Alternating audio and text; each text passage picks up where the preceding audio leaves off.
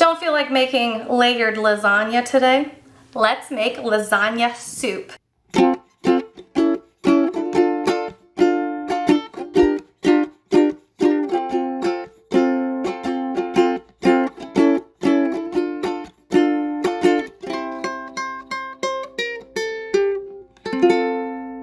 Welcome to the Silly Kitchen. My name is Sylvia. I love to cook at home. I am a home cook. And I love sharing it with you because it's a lot of fun for me to be in the kitchen and inspire people to try new things and try some recipes.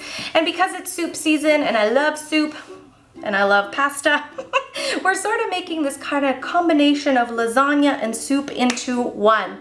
Let's not waste any time and head over to the stovetop where we are going to start building a whole bunch of flavors.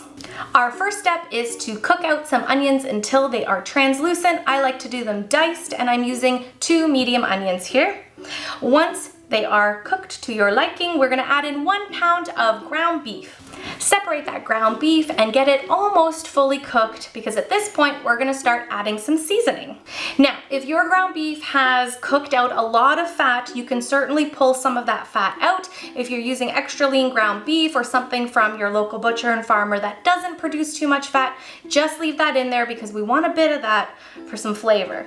For seasoning, we're gonna do some dry parsley, dry basil, and I also had this Italian mixed seasoning, so I'm gonna throw a little bit of that in there too. Why not? Because I'm cooking with beef, I'm gonna add 4 cups of beef stock to this mixture. I'm also gonna add 1 can of crushed tomatoes. You can also option out here to add a tablespoon or a heaping spoonful of tomato paste. It'll kind of give you a little bit of a thicker tomatoey sort of broth instead of just a brothy broth, a beefy broth. Oh, I'm really good with words, right? That is it for your soup base. But what's missing? The noodle part of lasagna. So I like to do this as a 1-pot method. You can pre-cook your lasagna noodles and then put them in, but if you don't want to do that and you want to do my way, what I do is I just take about 6 to 8 of the lasagna noodles and I break them apart right into the pot. Now, there's a few things you need to really think about when you're doing this. Well, not think about, but decide about. The more noodles you add in here, the more moisture is going to come out of this soup. So it might turn into more of a mushy casserole if you put too many noodles. So, couple options. Less noodles, then you have more of that beefy tomato mixture and that soupy mixture, or you can add another cup of beef and cook it out to full, soft noodles, or you can just do whatever you want and it's all gonna taste the same. It's just gonna look different and have a different consistency. So let that cook out until the noodles are soft and your soup is ready. However, you're probably thinking, Sylvia, where is the cheese?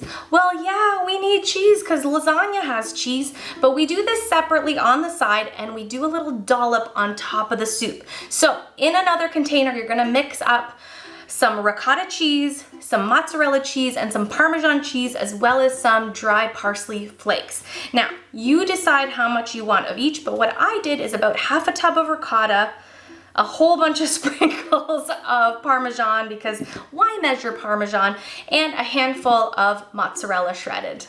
Once you have your lasagna soup in a bowl, add a couple of spoonfuls of this cheesy mixture on top, and you'll kind of see it start to melt down from that hot soup. You can mix it all around, you can do whatever you want, but that completes the lasagna part of the soup.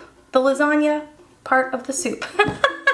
Either way, it's a bowl of deliciousness. It's comfort food. It's all done in 1 pot, not too many steps, not a lot of layering. You don't have to wait for it in the oven. 30-40 minutes on the stovetop and you are good to go. Thank you for hanging out with me on the Silly Kitchen. I really appreciate every time you stop by. And if you're new, I hope you come back again. Hit that subscribe button and I will see you again soon.